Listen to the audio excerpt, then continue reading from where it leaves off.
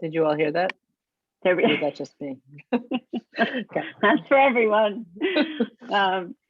All right. Good evening, everybody. Thank you for joining us. My name is Laura Caruso. I'm the Executive Director of Helm Together. We are so glad to have put together this community discussion on how to talk with our kids about difficult topics like violence and school threats and uncertainty and COVID, on and on, anxiety-provoking events in the news and so on. And the only way we could put this together so quickly before the holiday is because we are fortunate to have a super responsive mental health team led by Melissa Ronan and including Drs. Emily Upshur and Dr. Sarah Bren, who are our panelists tonight. So I want to thank them for getting on this so quickly and pulling us all together. The news is filled with events and topics that are hard to take as adults, let alone as children. And there is so much uncertainty all the time. A very familiar struggle for parents is how to discuss these things with our children. What, when, and how to discuss difficult topics and share information, managing kids' emotions along the way. Last Friday, the Pelham schools were closed due to a perceived threat. For elementary age parents, this was likely one of the first times they received an email about potential violence in our local schools that affected their young child's school day. And although I can assure you it never gets easier to receive that kind of email, it is a hard one to receive for the first time. And how do we even begin to discuss events like the school shooting in Michigan last month, where 4 children ages 14 to 17 lost their lives at the hand of a 15-year-old? That hits very close to home for our teenagers and their parents. These are the same cohort of kids who remember losing peers in the Parkland shooting in 2018. As parents, how do we help them walk back into the high school the next day? And how, as parents and a school and larger community, do we help them process their feelings about that event? These are some of the more poignant examples of violence and potential threats in schools that cause so much anxiety. And then there's the anxiety that continues to plague the world and our homes due to the prolonged uncertainty around COVID. These are difficult topics and we could all use some help. That's why Helm Together convened this panel. Our panelists, as mental health experts in town and parents, are often casually asked for advice. A text, a question at drop-off, walking down the street. I know this for a fact. This happens to Dr. Upshur and Dr. Brett. So we thought better to give more people access to that advice in a forum open to the entire Pelham community. We're certain that their thoughts and strategies will inform how we help build our kids and our own resilience to live in today's world. Just a few logistics.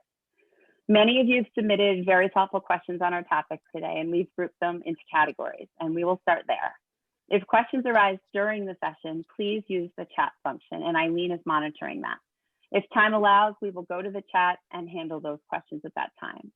If there are any resources, such as websites or organizations mentioned during the discussion, Eileen will drop them in the chat, and we will also include them tomorrow after we upload the recorded version of this session. Tonight, we're speaking with Dr. Emily Upshur and Dr. Sarah Bren, both clinical psychologists with a group practice here in Pelham and extensive experience, and fellow parents. Dr. Bren is a psychologist who specializes in parenting, emotion regulation, and trauma. She hosts a weekly podcast called Securely Attached, often joined by Dr. Upshur, which offers phenomenal tips for parents and research-based information on child development and parenting. Dr. Upshur is also a clinical psychologist who specializes in child and adolescent, postpartum, and perinatal mood disorders, infertility, parenting, and adoption. In her practice, she has extensive experience working with people of all ages, supporting them in areas of life stress, transitions, and trauma. Dr. Upshur and Dr. Bren are both going to weigh in on these questions where appropriate to offer a variety of thought and to cover a full range of age groups. So we'll get started. Our first category question addresses whether to be proactive or wait to have some of these difficult conversations with our children. Dr. Bren, I wonder if you would start us off with an answer to this first question. Yeah. If you have children in early elementary school, do you suggest discussing these issues in advance of them hearing about it from others? Or is it better to wait for them to come to you with questions? is there a right age, especially if your child has a lot of anxiety? And just to give you some examples of the different, of what the submitters meant by these issues, they included the recent viral TikTok video threatening schools nationally, the subsequent school closure in Pelham, and the rise of COVID cases, just as examples. Sure.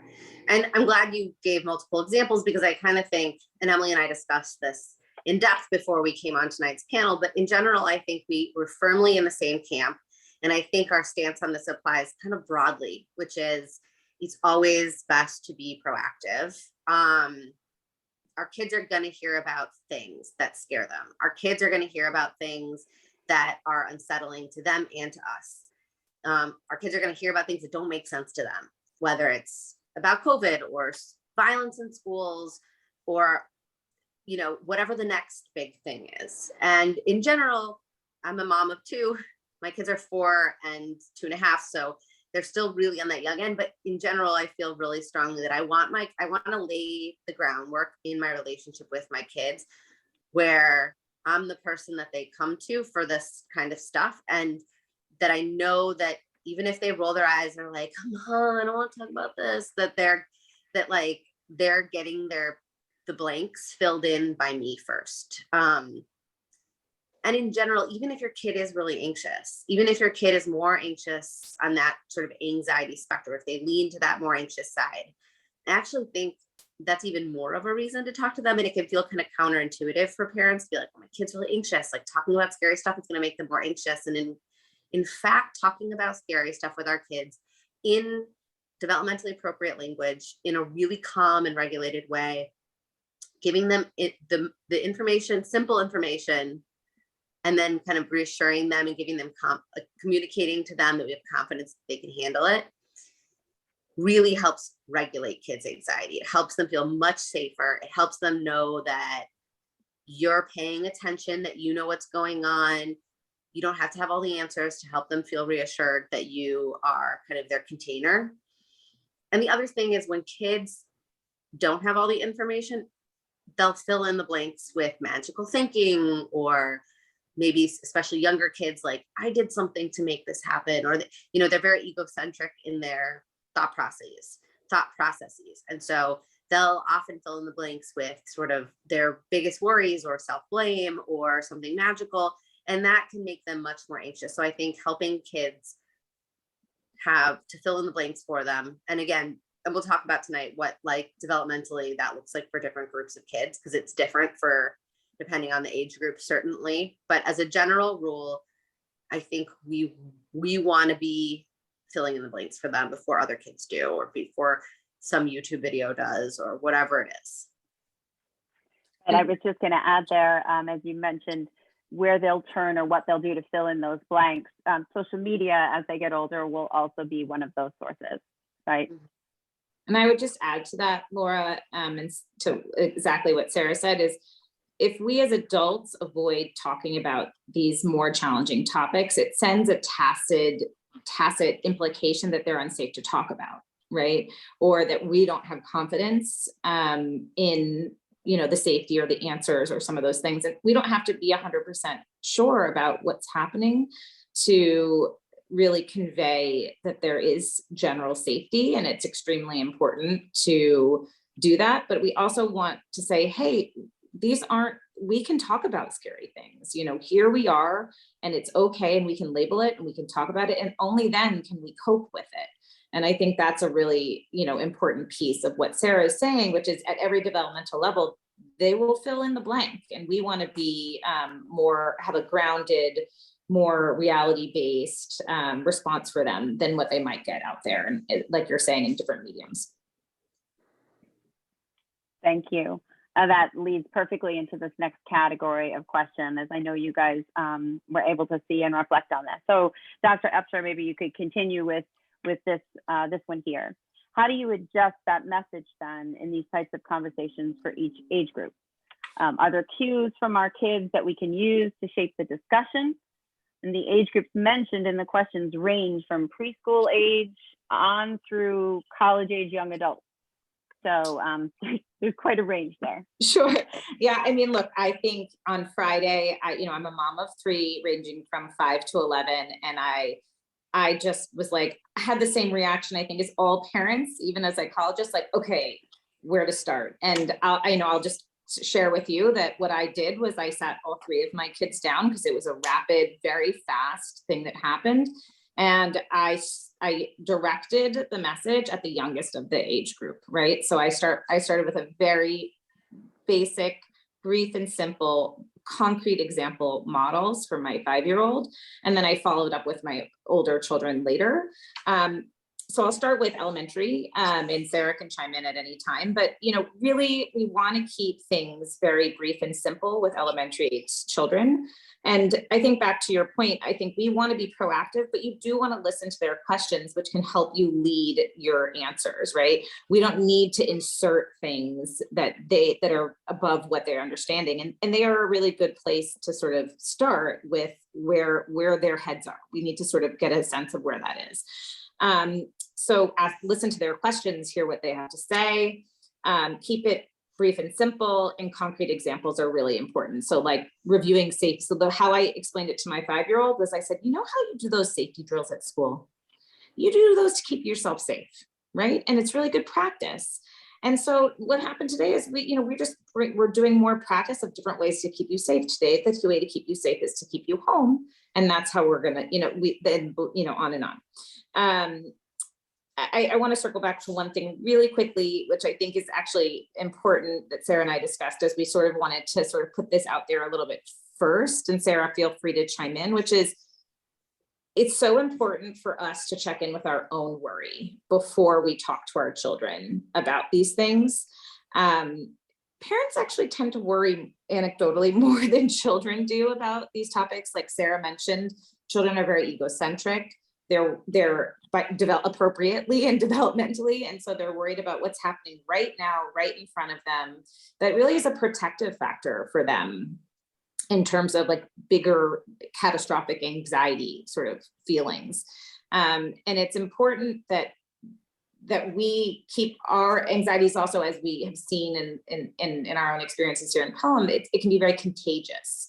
So we really want to be able to self-regulate and contain our anxiety when we're about to have these conversations with our children, because research shows that if we have increased emotional reactions, it increases the distress of a child, right? So I just wanted to take a little bit of a second to say, Sarah and I can talk a little bit about how to do that, a little later in the talk, but I think it's really important that we model that. Tying into that a little is, putting these things for ourselves in proportion, right? So real risk versus feared risk. If we look at the research, school shootings are really actually a very low probability, right? So there's possibility, probability, and we have to be really, to self-soothe ourselves, we have to say, look, the probability is very low, that this will happen. That doesn't mean it's not possible, and that's not scary, but we don't want to make something bigger than it is, right? When we talk to our children about it. So I just wanted to put that out there. Sarah, I don't know if you had anything you wanted to chime in that I might have overlooked before we go into the age.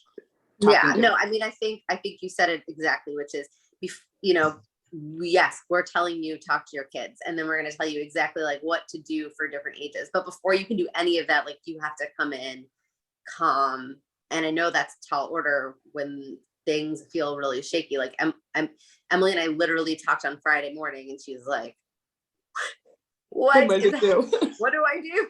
So like, know that like we're telling you to be calm, and we're also aware that that's not always possible. And you have to kind of fly by the seat of your pants and, come up with something very quickly, because these things, no one's like, be like, by the way, in about 3 weeks, you're going to have this conversation with your kid. Like, so start practicing now. So that doesn't happen, right? Usually it's like, oh gosh, school's closed and I have to have a response right now, which is kind of why this is helpful, because now you can start thinking about the strategies. But yes, like coming in calm, taking a minute. You don't have to solve the problem immediately. You can say, I need to take a second. I need to sort of maybe write down a couple notes to myself to ground myself before I go in to talk to my kids, because you don't want to be gasoline on their fire. You want to be a wet blanket. So keep that in the back of your mind as you're, when you're going into these conversations, and that could be helpful. And we can talk to, if anyone has questions about that, specific like strategies for our own adult grown-up self-regulation prior to these challenging conversations. Exactly, yeah. So I think keeping that in mind, again, with the early elementary, we really want to keep it brief and simple, use concrete examples. And as I said, use their real life, what they're doing in their real life for safety procedures and protocols. And that can be really reassuring. For upper elementary and early middle school, I think it's really important to be mindful that fantasy is developmentally very appropriate. So we want to really keep everything grounded in reality. What's really happening right now? What are the things that are, happening in the school, the procedures, the things that you already know, you practice, what they are every day. Because we don't want to feed into this sort of magical thinking that's developmentally appropriate, and that's okay. But in these situations, we really want to keep it grounded. Again, I think it's a little bit of practicing, discussing with this middle age group, like, how to be a good member of your school community, how to talk, notice if someone feels nervous or, those types of things, and sort of reiterate that to these children. And then in upper middle school and high school, kids are a lot more opinionated. You can see they'll come in with ideas like the school should be doing this and the school should be, and I think that's really, it is their developmentally appropriate effort to have agency and independence and separate and individuate. And so, without putting a burden on them, which I think is extremely important, grownups are in charge of keeping children safe, period. But we do think it's okay for them to have a role in, following the protocols and making sure that they feel involved and have agency in that, that they know how things, go, and so they can feel more in control when there is like this more loss of sense of control. And it's also really important to validate in older adolescents their feelings. It tends to actually, like sort of what Sarah was saying, with when we talk about it, it actually reduces anxiety. If we validate their feelings, it actually reduces their worries. Excuse me. And so it is important to do that. And then I think with this older adolescent group, it is important to do sort of what Sarah and I were talking about in terms of self-regulation. It is really important to engage them in possibility versus probability, and sort of not following our automatic fear reactions, and slowing down, stopping, thinking, and self-regulating, so that their brains are a little bit more primed to be able to do that. They're still children, but we should model that for them. And the older adolescent group is more able to take that in. Yeah, I think one other thing to note is that your early elementary and your middle school kids, they're going to want probably more comfort from you, the parent. I have a feeling that the older kids are going to really need access to their peers to sort of help them get through this. They need you too, but we also want them to be able to have this time developmentally, they're oriented towards their peers to kind of ground themselves. And so it is okay for them, giving them an opportunity to call a friend and talk it out, or get together with a group of peers. Maybe you could host, some friends over to like just soothe, have a nice night where we don't have to hash and rehash, but we can just kind of like connect, because connection with peers is actually a really important thing for that age group. And we want to support that and allow them to do that. Thank you. Thank you both. You hit the next question, Dr. Upshur, with how to handle a discussion in a household with multiple ages. And I think what I heard you say was to really start off with the youngest member of that sibling group or that group of kids, and then maybe pull off subsets for the older ones. Is that true? I mean, I think that's look, there's no formula. And I think Sarah and I are pretty like grounded in that. We don't want to give you scripts or formulas, right? Because every family has their own orientation, and we want it to feel organically natural coming from you. It has to be your authentic language. So I think that's just a good place to start. and it gives you something sort of to jump off the ground. And I think in general, it's great to listen. So we can get it started with the sort of framework and the basics, and then we listen, and then we respond. We could let the children's questions guide some of our conversation, if that's helpful. Yeah, thank you. So getting a little more specific, whichever of you would like to start with this. There's a set of questions about how to be honest with our kids and yet not cause undue alarm or harm when talking to them. You've touched on this a bit here and there, but maybe you could pull those thoughts together to this one question. This submitter writes, I try to be as honest as possible with my kids without being alarmist. I want them to be alert and aware, but not paranoid. When they ask us why people do these things, fly planes into buildings, discriminate against people of different religions or race, or act in very violent ways, I struggle to give them a satisfactory reason. Any advice? Dr. Bren? Sorry. I give you the tough one, Sarah. I'm just commiserating with whoever wrote this because it's really hard. Like, I don't have a good answer for that. Like, I don't think any of us have an answer. I don't think any of us as human beings in this world have an answer for this. I think from very broad strokes, there are people who are hurting, and there are people who feel angry, and there are people who don't know what to do with those feelings.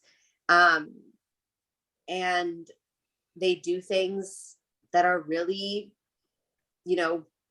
dangerous or really harmful to others. You can kind of go there and try to paint a little bit of that reality. And I definitely sort of, as much as, these are horrible and horrific things, and I'm not suggesting that we are going to justify them or validate them in any way, but I also am a firm believer that the people that do really horrific things and behaviors are doing them because they are in a very bad place. And so I don't think vilifying human beings solves a lot of problems. I think talking to kids and saying like, well, they're a bad person and that's why they do bad things, I think that just kind of polarizes people into good and bad. And it's not that simple, and we're really complicated human beings. And in general, I kind of feel like it's probably better to go to the feelings, and talk more about our kids' experience with the reality that we don't always know why people do things, and we're not going to know why people do things. And we as parents, before we even answer such a question, have to kind of sit with our own kind of ability to cope with our own uncertainty and our own lack of answers. Like, I don't have an answer to this. I don't have a fix for this. And that's really, I think, where it's helpful to go, because trying to come up with an unanswerable answer is kind of futile, and we're all going to feel a little frustrated and unsatisfied with that, including her kids. So to say, like, I don't have an answer for that, and now let's talk about what it feels like to be uncertain, to not have an answer, and how hard that is. And also to communicate in that same vein, confidence in ourselves and our children that they can handle that uncertainty. Like, this is something that this is really hard. And I know that we can do hard things like deal with uncertainty and not be able to answer every question, and not be able to know why people do things like this. Yeah, that's fair. Yeah, I think that's exactly what I think, especially just to broaden it a little bit to like the uncertainty of these times. Sarah and I talk a lot about this, which is, a very difficult, particularly in this time, but a very important psychological sort of lesson is distress tolerance, and really feeling emotions and like letting it be without having to actively change them, or being able to actively change the external situation is really, really important. We have some tips for how to cope with that, but we think it's really important that kids learn distress tolerance, right? And to tolerate uncertainty. And that's obviously a larger lesson that that we're having to deal with as a society. And it's hard. you know, and I think it's okay to validate that that's hard. And the only piece I would add to what Sarah said is, you know, and this is potentially part of the coping, is it's really important to also think about what people can do and to activate their systems of, you know, community and proactivity during, you know, this question of like, why are these bad things happening? It's also really good to seek, you know, ways that you can be involved in making things better, or the things you can do. You know, some of the things that Sarah and I talk a lot about in terms of that are, you know, increasing, you know, talking about mental health, right? Increases empathy, you know, that for mental health, right? And talking about emotions and affects really allows people to say like, look, feelings aren't dangerous. It's how we handle them that's really important. And so I think that part of what we, you know, want to sort of put out there is like, we have part of our proactive sort of break, to loop it back to that, is we have to really talk about these things in order to have open dialogue and community awareness so that we can feel more empowered to tolerate the things that are a little bit difficult during times. I have to say, I thought that was one of the hardest questions, and I feel like both of you gave us things we could use in answering that. So thank you.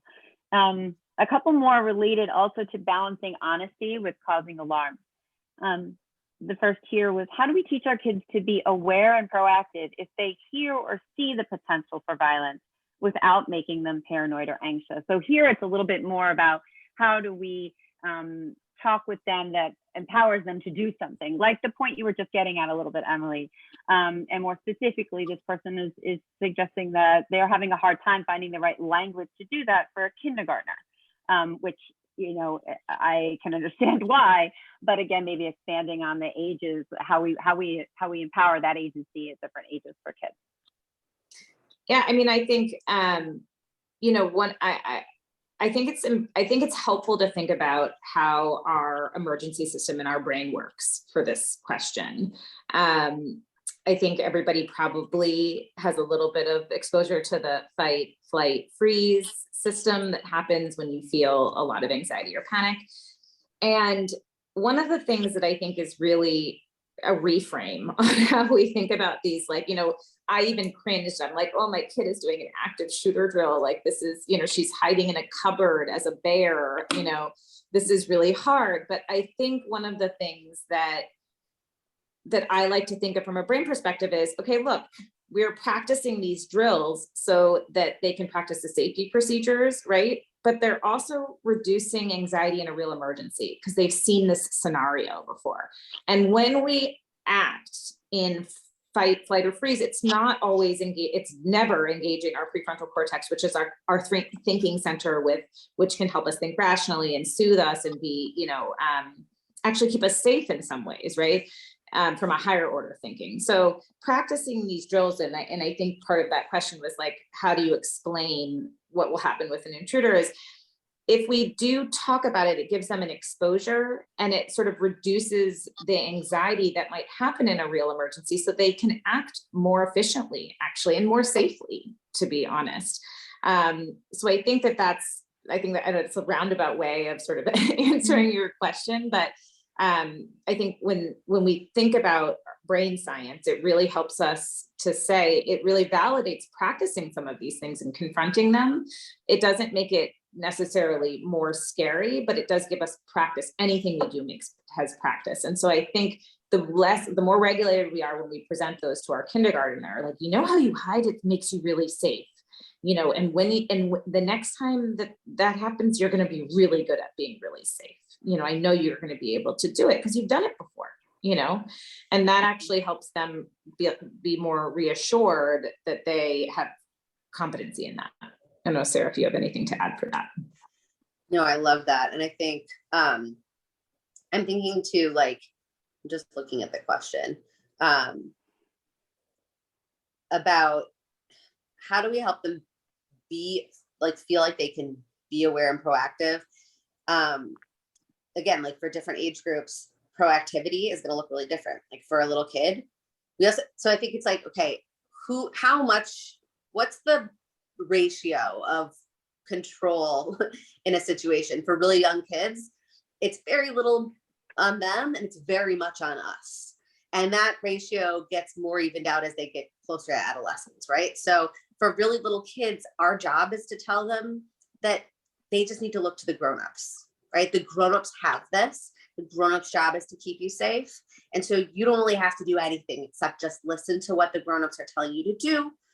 And you can do this, right? We're really going to instill confidence in their ability to do this. Remind them that they know how to do this because they practice this and they practice it so that they can be safe. But the onus on them to really do anything is kind of non-existent, other than just listen to your grownups. And then as they get a little bit older, that's going to shift, obviously. So we want them, like, little kids don't need we want them to feel agency, but we don't, but very little thing, like very tiny things make them have agency, feel like they have agency. Bigger kids need more stuff to feel like they're in control of, to have that sense of agency. And so that's, I think, kind of maybe like a framework to go with. Like, the older your child is, the more you want to reassure them that they have skills to keep themselves safe.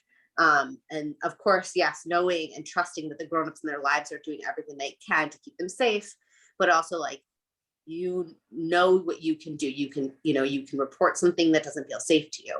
You can, I don't know, I'm trying to think of examples and I'm of course drawing blanks, but do you think of any like actual agency things that bigger kids have? Like, I'm thinking of big kids like protesting or activism or. Well, but I also think like circling back to like following the protocols, right? Like really knowing the grown up to go to at school if you see something that's wrong, or if you see a child upset, right? Or if you see somebody being bullied, or if you see something scary, right? So that there's very clear sort of delineation of what you can do, and the kids really know what they can do in those situations is really self-soothing to them, right? Like, I know I can talk to this grown up. And one of the things I think we haven't gotten to yet is what we can direct at children, but we can talk about that next. But I think identifying,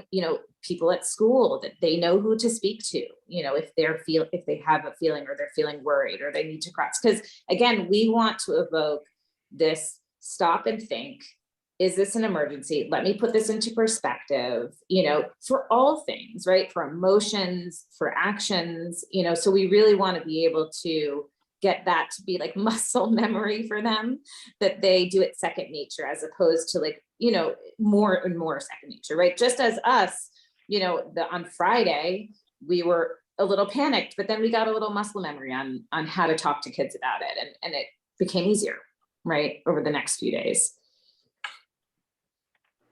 Thank you. Yes, and Leah mentions in the chat, the schools use the term trusted adults with the secondary kids starting in middle school.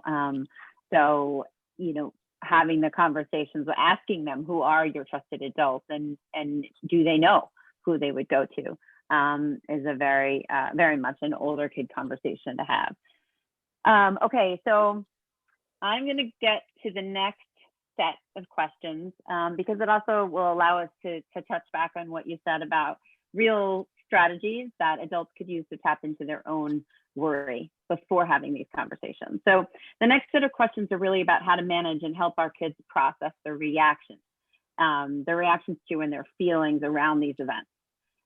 So specifically, first, this person asked, how do I ease my second grader's anxiety about school shootings? And again, I would just offer, this would be something we could expand upon for several age groups. But it's the anxiety that's felt around school shootings this person is asking for some advice on. Dr. Bren. Yeah. So there's sort of a bit of a formula that I like to teach parents when I'm helping them support a child who's feeling anxious. And this can be a child who's just generally anxious. They have like, generalized anxiety or separation anxiety or social anxiety, it doesn't matter. It could be, or something very specific that is happening in their life, like what happened on Friday, that they are acutely having an anxious response to, right? It doesn't matter if it's a specific thing or more generalized. And that's to be very supportive. And supportive is sort of lives in between this space of being overprotective and over demanding of them. So when I say supportive, you're going to want to acknowledge that they're anxious, acknowledge that they are having a worrisome thought or a worried feeling, and validate that. Yeah, that feels really scary. I hear you.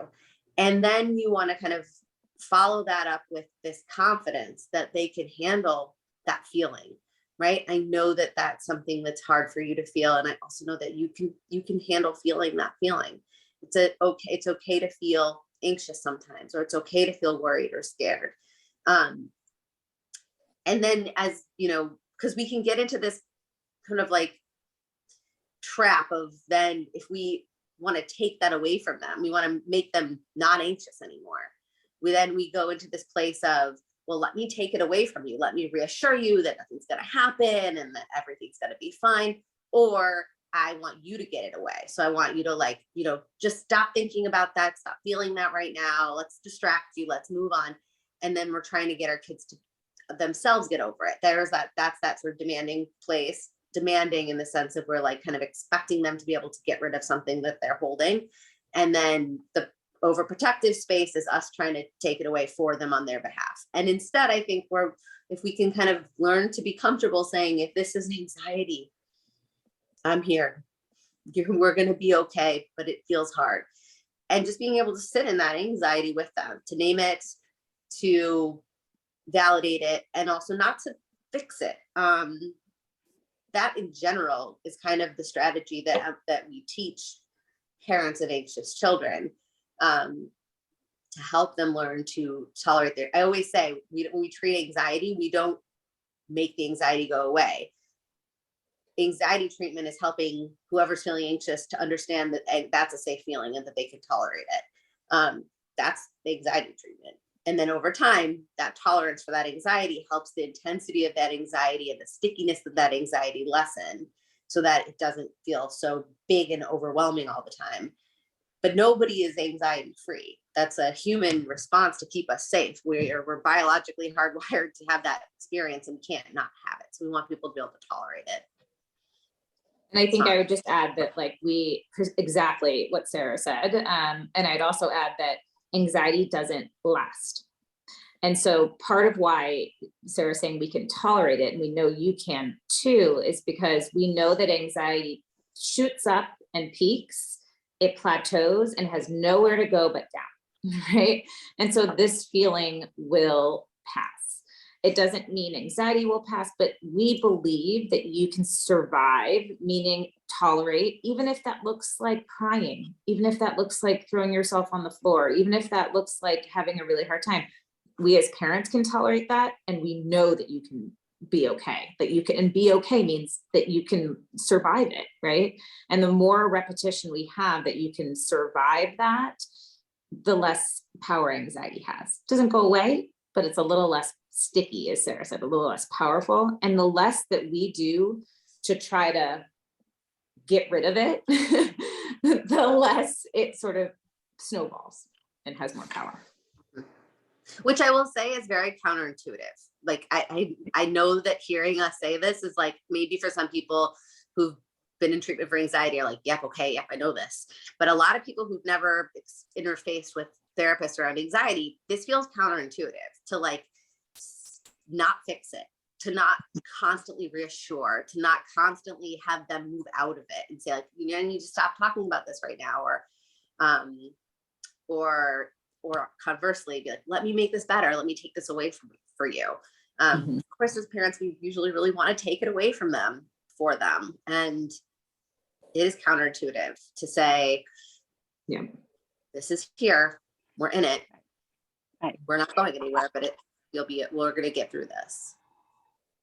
Yeah, I wrote down something you said. I've never heard anybody say this, that anxiety is actually safe, and that it's a safe feeling to have.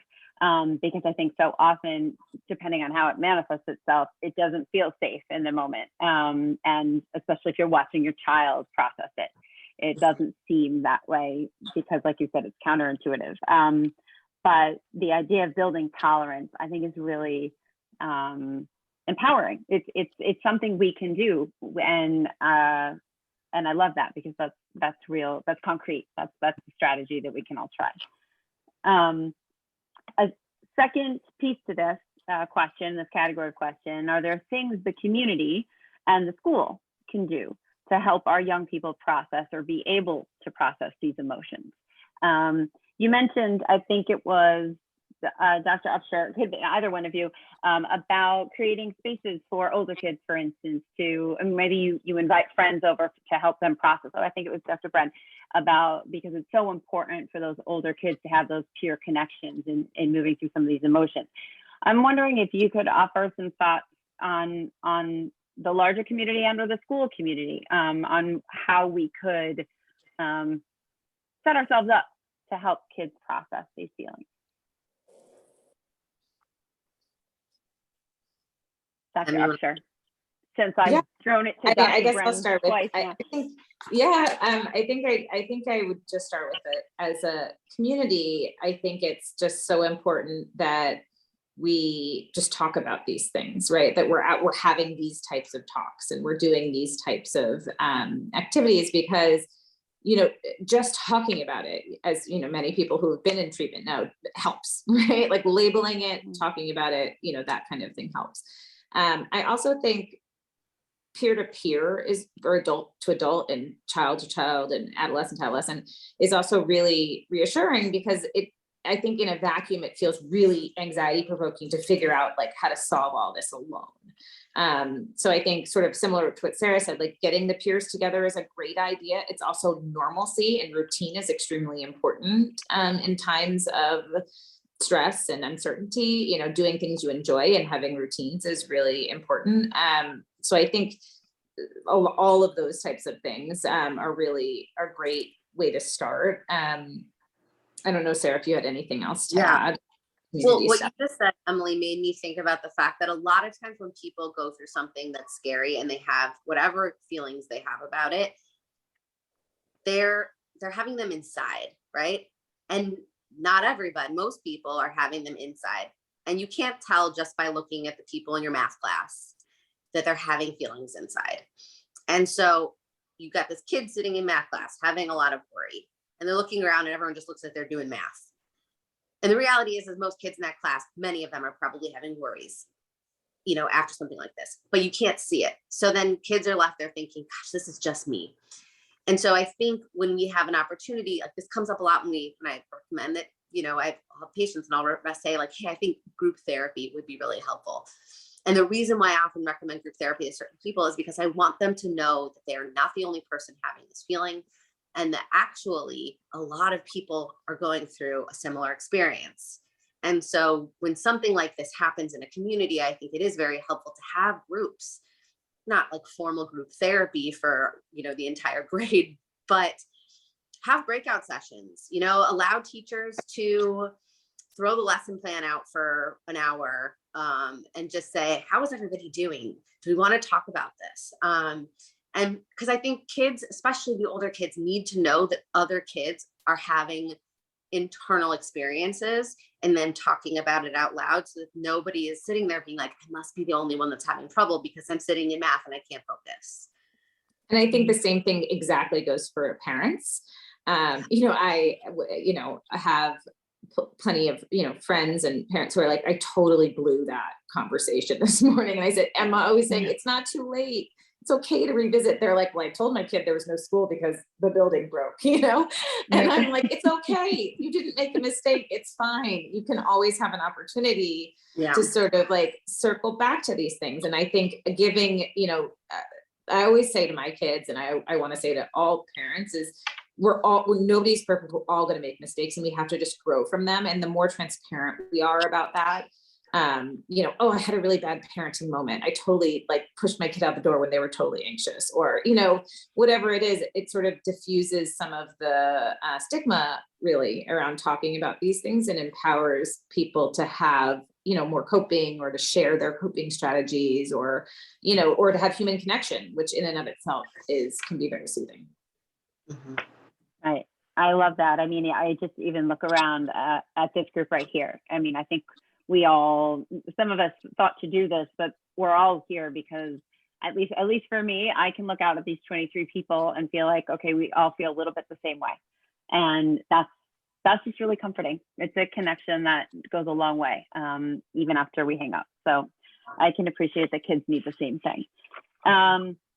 I wanted to open it up to a couple things you mentioned early, because those were the questions that were submitted. But you did mention maybe giving parents real strategies for how to connect to their own worry before trying to facilitate one of these conversations. So I just want to open that back up to you guys. Sure. I'm happy to start. So I think, just sort of general tips for dealing with uncertainty, right? Some of the things that we always look at is that there's thoughts and behaviors, right? Like we can have an impact on our thoughts and we can have an impact on our behaviors. And the way we impact our thoughts really are to be a little bit more mindful about what's happening in the here and now, trying not to be in the past, trying not to worry too much about the future. We really focus on the here and now. We said this a little bit earlier about why egocentric children are a little bit protected from anxiety developmentally, because they are very much in the here and now. So as adults, it's very important to practice mindfulness. So we always say, mindfully be in your day, in your presence, in your room, whatever it is. I think that that's a really important thing.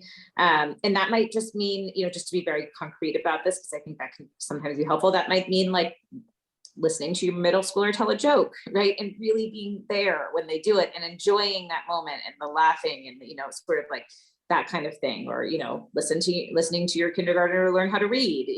It's really like the small things that keep us grounded and mindful in each moment to moment.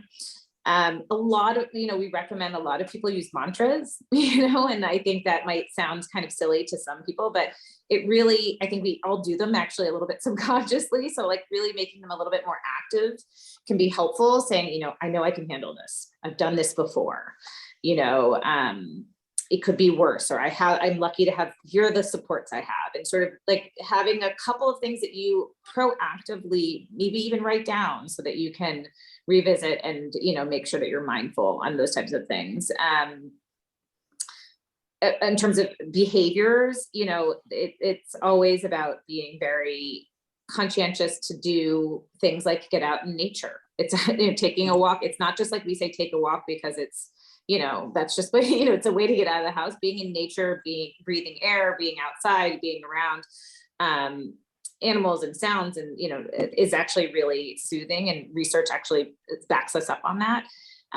We can do a lot of other activities like watching our favorite show, or if watching a funny movie, really to activate some of the other parts of our brain, our limbic system that have been, our parasympathetic nervous system, which helps soothe us, to be able to tap into that when we haven't, we're sort of on overdrive of this more, sort of anxious state.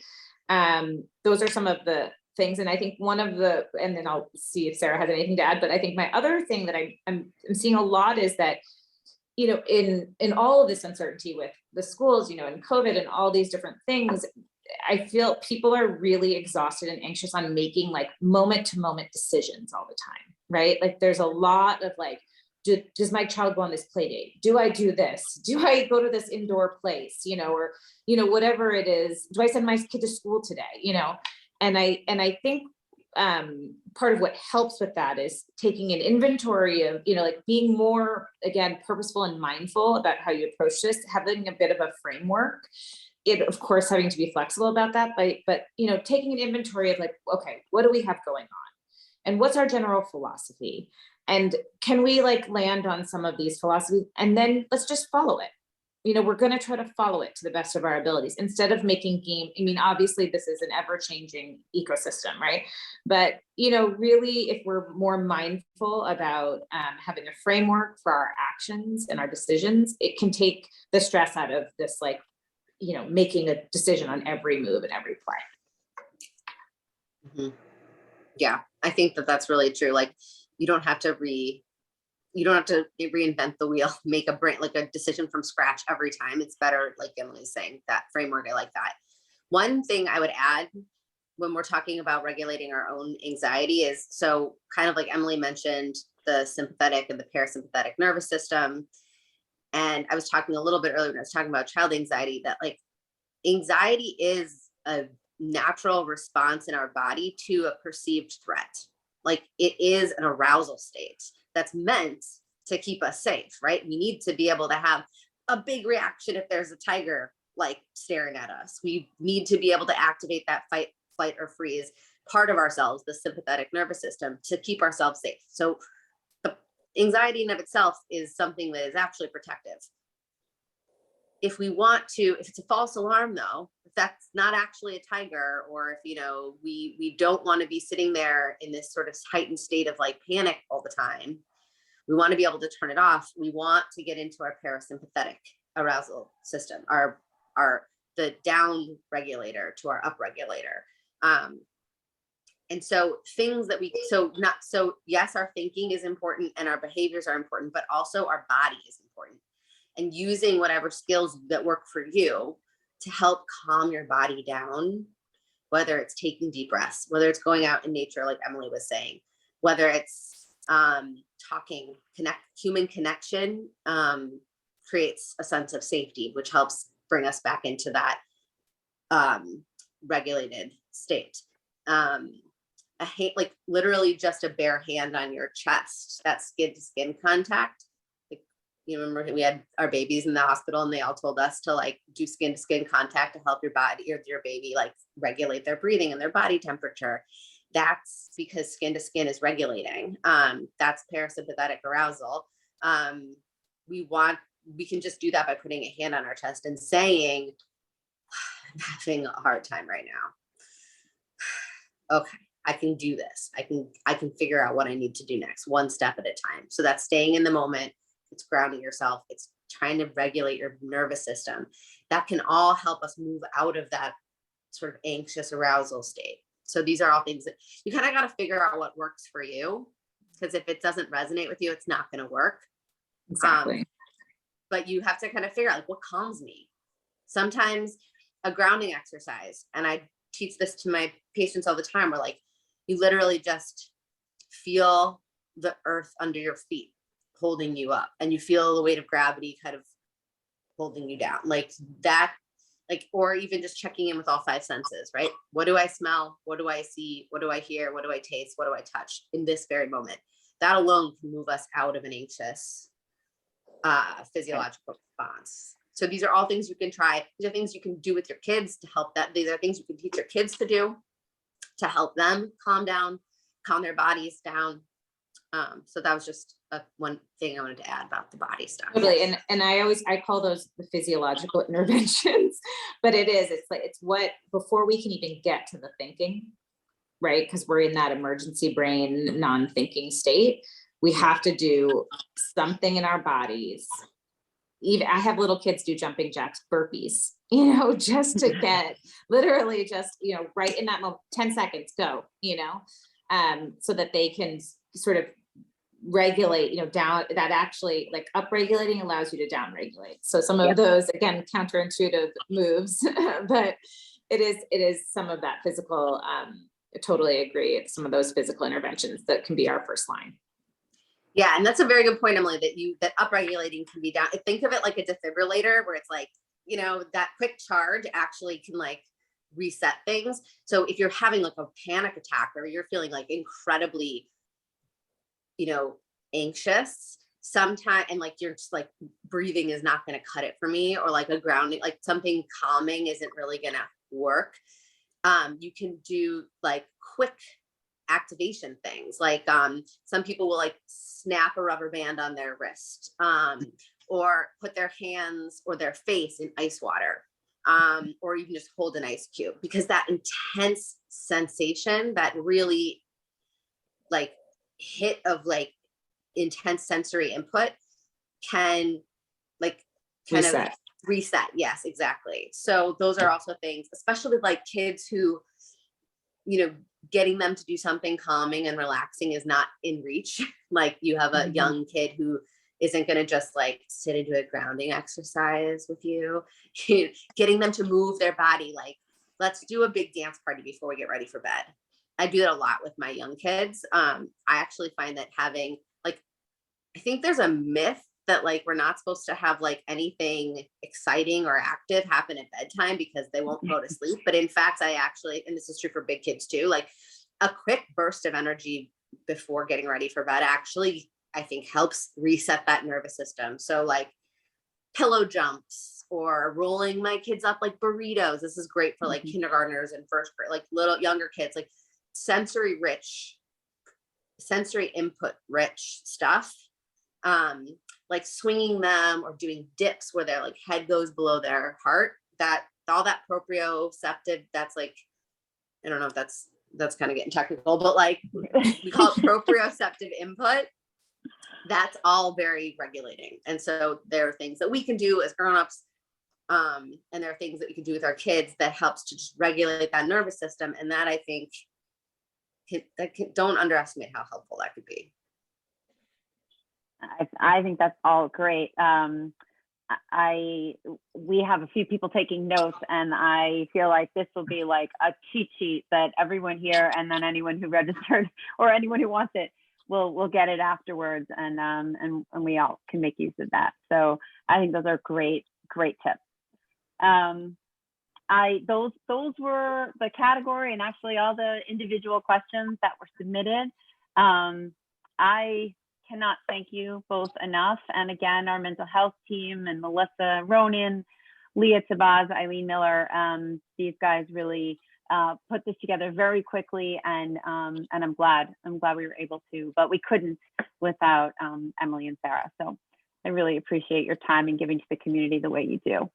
I want to also just thank all of you for attending. We really appreciate putting these sorts of things together because we want to be responsive. We are a responsive resource for this community, and we need your support to be able to do that. And attending supports us, and many of you support us financially in a lot of other ways. So thank you. The recording will go up on our website, and we will send it around to all of you as you registered, and with a list of resources. So Emily, Sarah, thank you so much. Happy to be here. Thanks, guys. Yeah. Be Have a great safe, night. well.